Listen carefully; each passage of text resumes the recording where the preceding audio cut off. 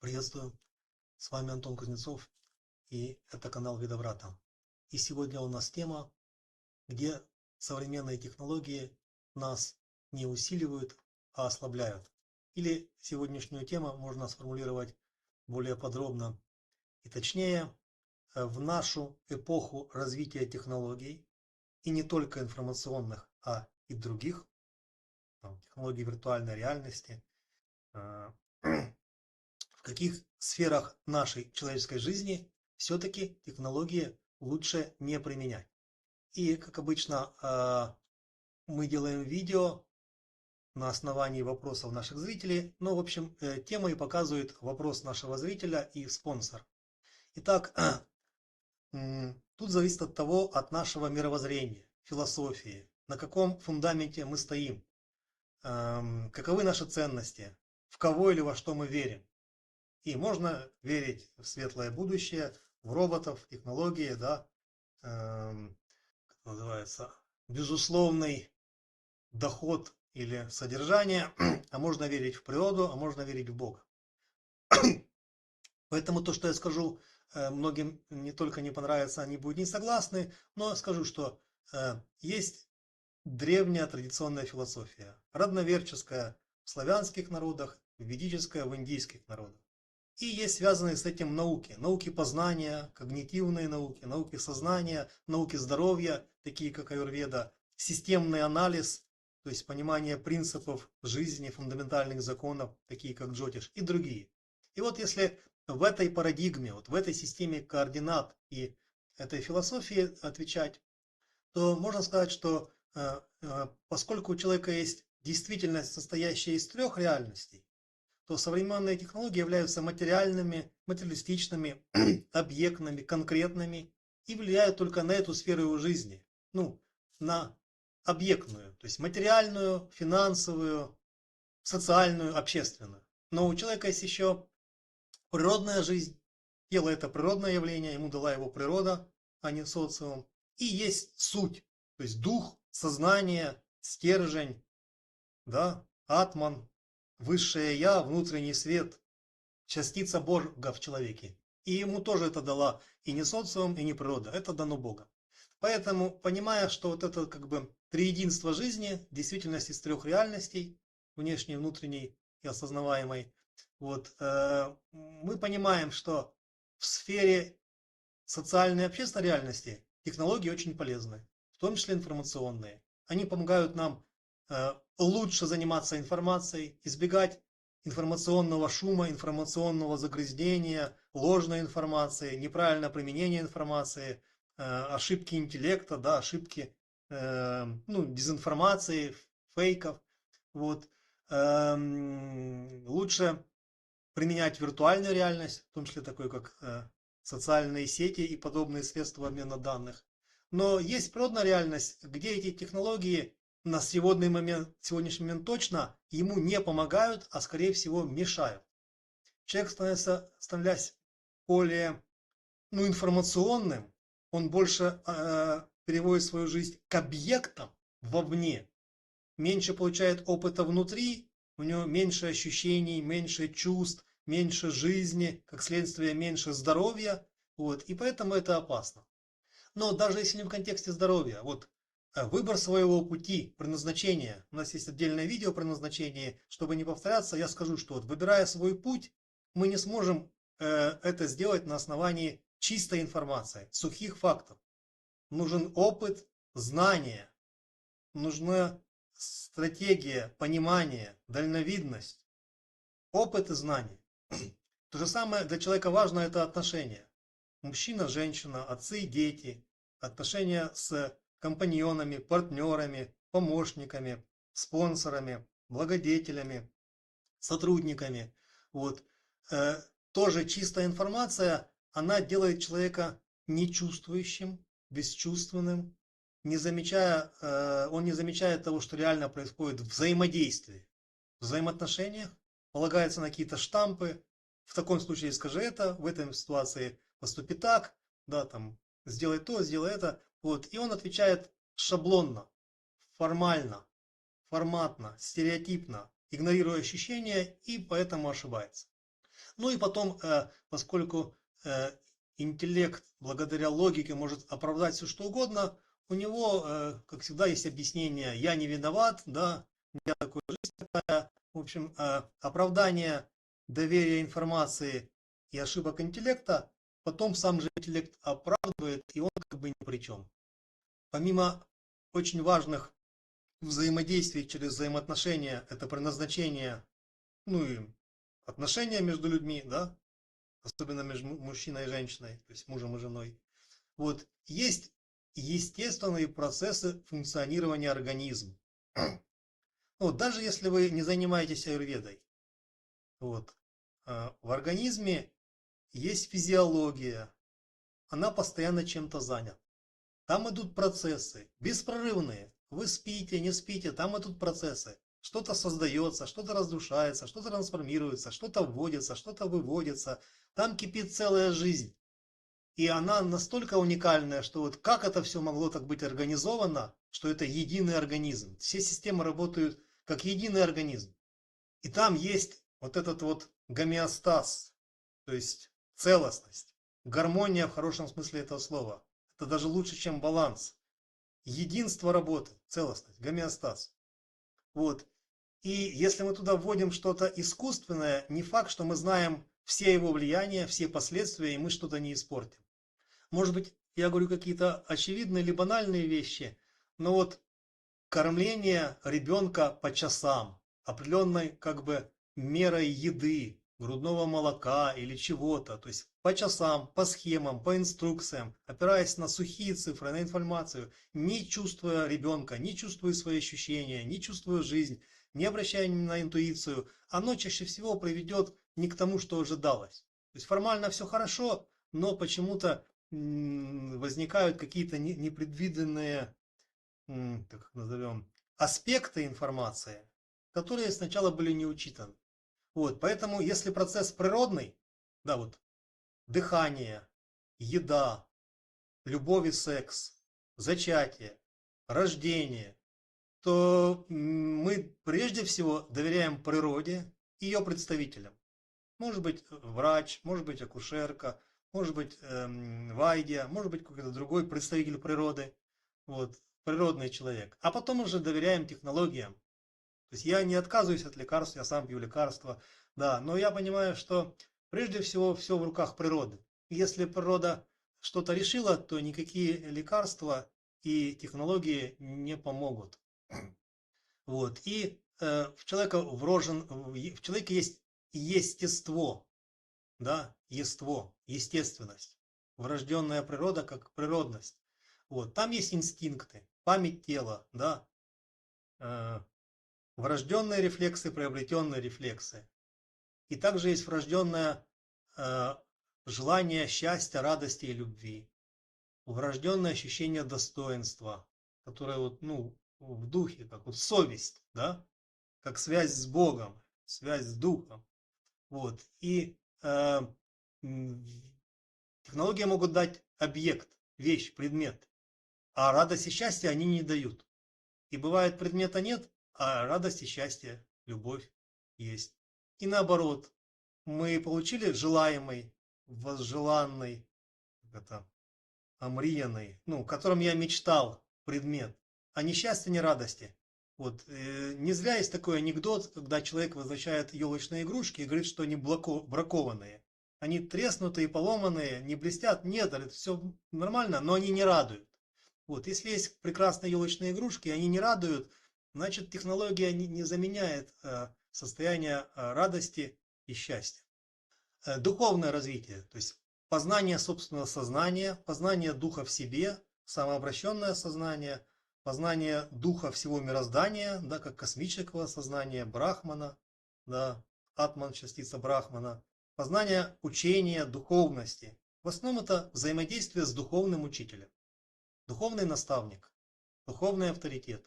Да, есть книги, есть база знаний, есть перевод там, с санскрита на английский, с английского на русский или украинский, есть информация, но она не заменяет. Даже если она как бы дает ответы, указывает первоисточники, правильно переводит, но без живого человека, который это может интерпретировать, прокомментировать, объяснить, то вот это постижение истины как знание принципов мироздания, как знание высших законов, оно без авторитета невозможно. Поэтому вот высшей реальности, реальности сознания, духовной реальности, реальности смыслов, знаний, да, высших знаний, разумности.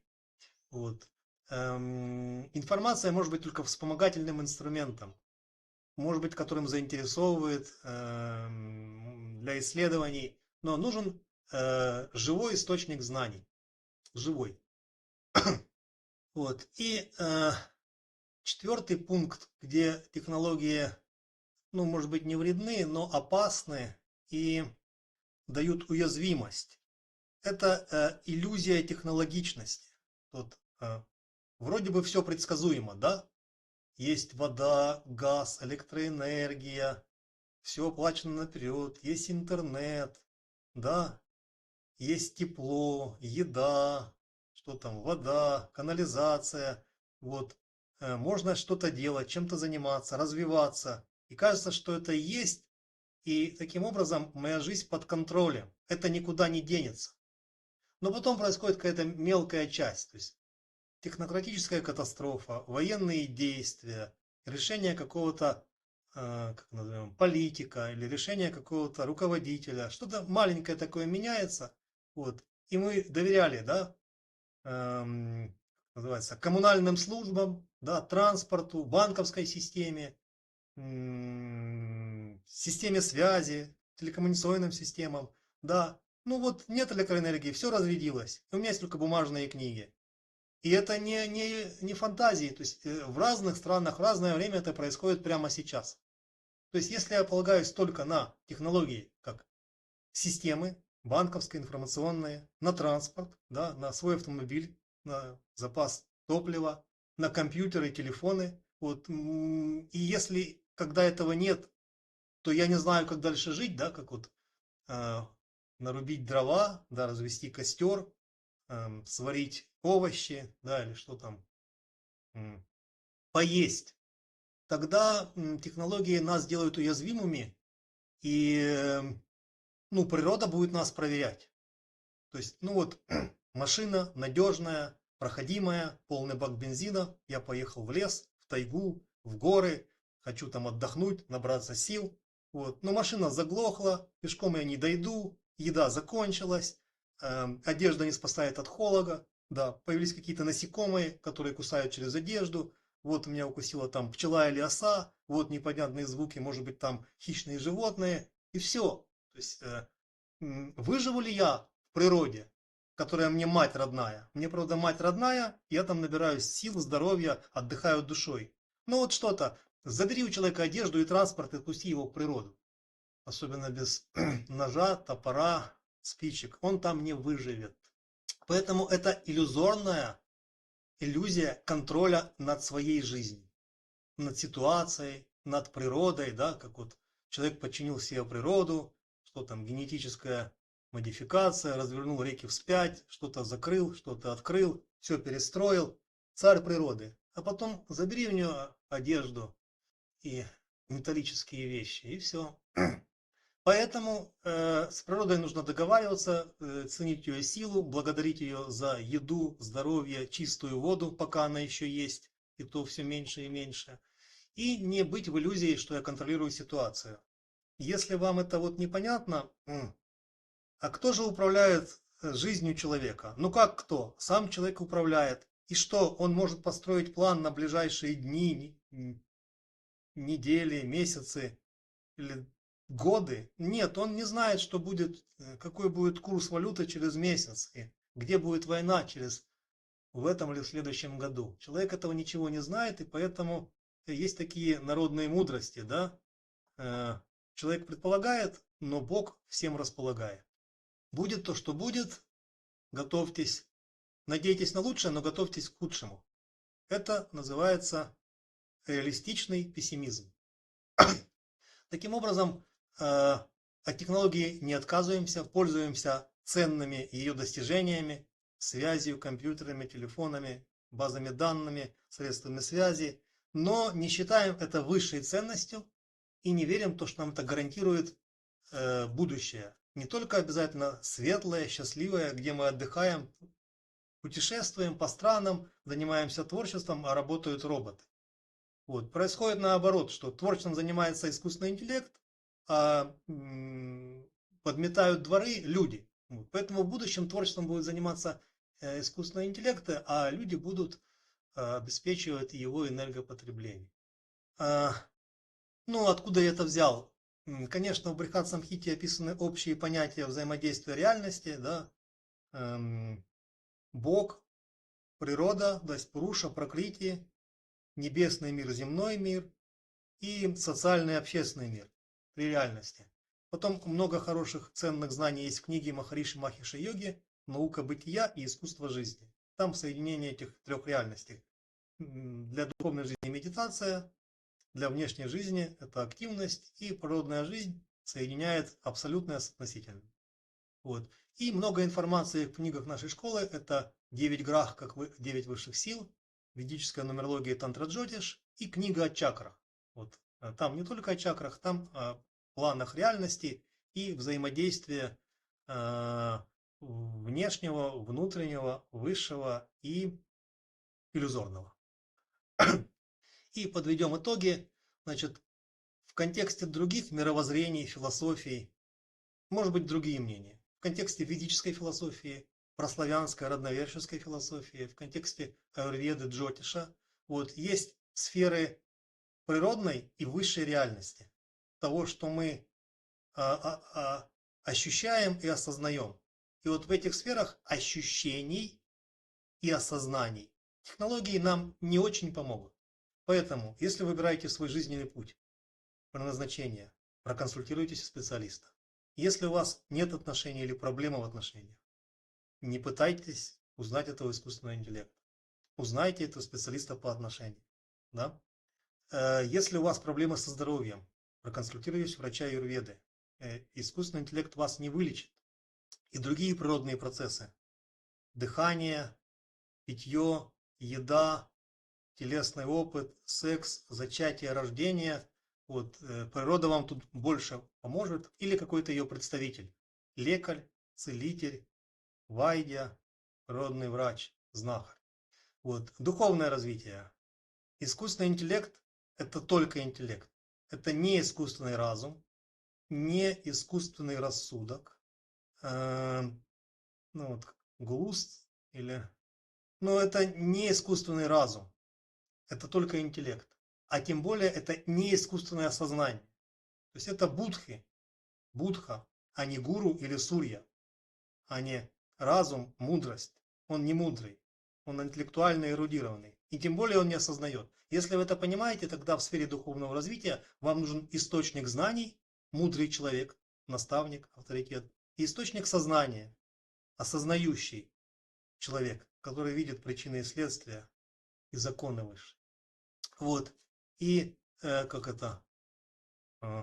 Технологиям доверяй, но и сам не плашай. Поэтому, да, запаситесь там топливом, батареями, аккумуляторами, инструментами, компьютерами, телефонами, средствами связи. Но имейте в виду, что если это все исчезнет, вы должны уметь как-то прожить. Вот. Даже если есть продукты, еда, нужно уметь ими пользоваться, так, чтобы не навредить себе, окружению, остаться живым. Иллюзия опасна, а иллюзия контроля над своей жизнью и светлого будущего, она очень опасна. Вот, то есть будьте готовы к тому, что пропадет, например, электричество, вода, газ, и вы знаете, там, в какую хату, в каком селе поехать, где там дрова, где там колодец, да, вот, где у людей есть огороды, где можно попросить бульбы и так далее. Будьте готовы, что ресурсы могут исчезнуть в любой момент. Вот. При этом я не призываю быть пессимистами, да. Надейтесь на лучшее, но готовьтесь ко всему. Поэтому технологии – это не заменители, а усилители. Если у меня есть интеллект, искусственный интеллект его усилит. Если у меня нет мудрости, разума, осознанности, тогда искусственный интеллект только даст мне больше информации, которая превратится в информационный шум и в информационное загрязнение. Это реальный термин современной когнитивистики и философии. ну и антропологией. Information pollution. Загрязнение информации. Информации очень много. Чрезвычайно много. И часто слишком много. Как вот много звуков это нехорошо. Много информации это иногда мешает, а не помогает. Будьте внимательны, осторожны, разумны и осознанны. На этом на сегодня все. Благодарю вас за понимание. Как всегда, передаю просьбу своих организаторов и помощников. Поделитесь этим видео с теми, кто его поймет и правильно оценит. Моя просьба: присылайте нам на e-mail. E-mail вы знаете, ваши вопросы и темы для следующих выпусков. На этом на сегодня все. С вами был Антон Кузнецов, и это канал Видоврата.